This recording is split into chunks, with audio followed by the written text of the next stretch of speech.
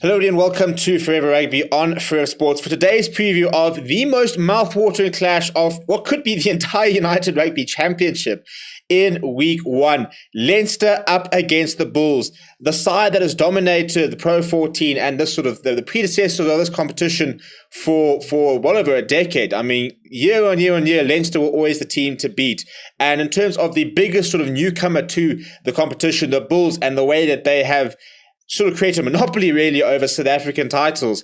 This is the big clash. And if you look at the two teams, it is a mouth-watering affair this weekend.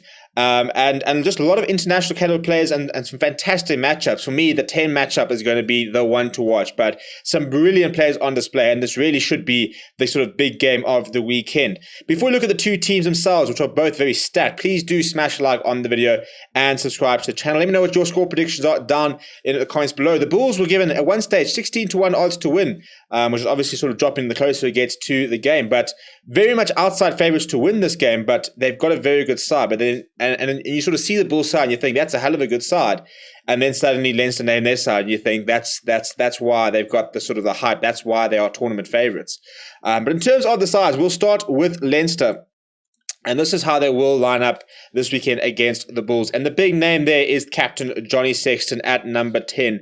But there's just a wealth of international players just scattered in and around the park. Even on the bench, there's a Gibson Park international experience pretty much everywhere in this Leinster side. Looking at the front row, Andrew Porter, Dan Sheehan, Michael Alalatoa. I mean, Andrew Porter's become such a solid loose here. Doesn't do much wrong. You can't ask for sort of a better front row. Then you've got the likes of Ross Maloney and James Ryan in behind. James Ryan playing some tremendous rugby. Somebody who probably could have been on the British and Irish Lions tour. Really is a very, very promising player. I think that battle between him and Ruan Nokia should be one of the best battles of the weekend. And then you look at the loose trio, and there's some brilliant players in there. I mean, Rhys Ruddock, Josh van der Flair, and Caelan Doris will provide what is probably one of the competition's best loose trios, in my opinion, a stern task. And this is what I think makes this matchup with the two teams just so entertaining. It's the fact that you're looking at every player against each other, every sort of combination against each other, and it just looks so inviting. In terms of the halfback combination, we've got Luke McGrath partnering up with Johnny Sexton, but the likes of Jamison Gibson Park who can come off the bench. So it's just a flex of the depth really. And there's a lot of good players on the bench for Leinster. The rest of the back line, you've got James Lowe and Rory O'Loughlin as the two centres, and then Kieran Frawley partners Gary Ringrose. I mean, one of my favourite players to watch is Gary Ringrose, and I think that the Bulls centre combination of Harold Forster and Lionel Pooh, whilst they have been coming of age really, this will be their sternest test, their biggest test to date. And defensively, they're going to have to be very, very sound tonight. And then you got Hugo Keenan at fullback. I mean, it's just an unbelievably good side, isn't it, for Leinster? Then off the bench, James Tracy, Ed Byrne, and Cian Healy.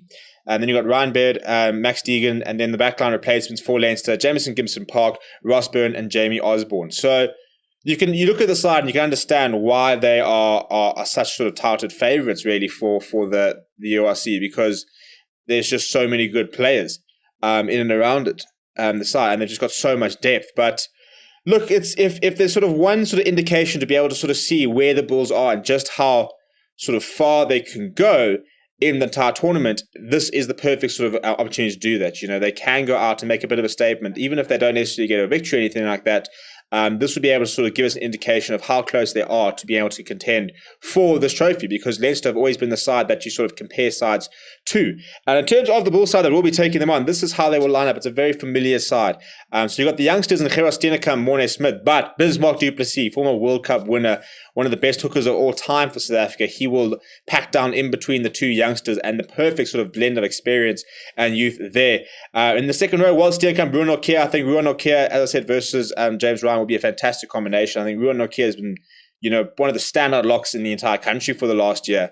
And this is now sort of where we're going to really sort of test the mettle of a lot of these young players in sort of playing against international level players, playing in a competition which is more than just sort of Currie Cup play and stuff. We're talking about full-blooded international. We're talking about British and Irish Lions. We're talking about players who played in World Cup semi-finals.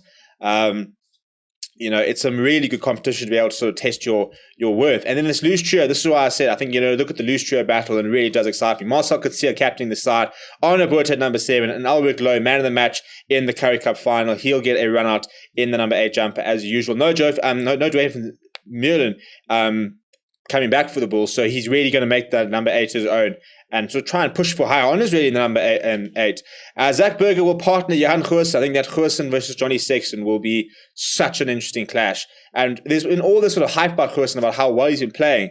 But if you want to see him in the international tour, if you want to see him, people talking about the fact that he should be starting for the Springboks, he now needs to kick on at fly half and be able to play against the former World Player of the Year. So you need to play against some of the best players in the world in this position and be able to thrive. So this is now sort of the next test for Jan Goosen to be able to do it at this level against some of the best players in the world. He's been making the Currie Cup look very, very easy. But a lot of people saying the Currie Cup is easy. Now, going up against Leinster, going up against Johnny Sexton, that's not easy. So now is the time to really sort of show his class.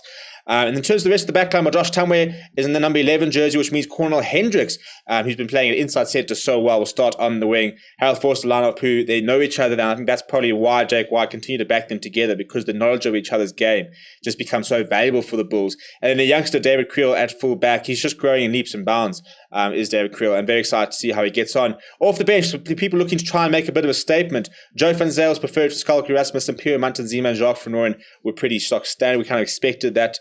I'm really, really excited for the future of Mantanzima. I think he's a fantastic young prop guard. He's got everything really, because he's now starting to bring that really strong scrummaging game into his game, all-round game as well.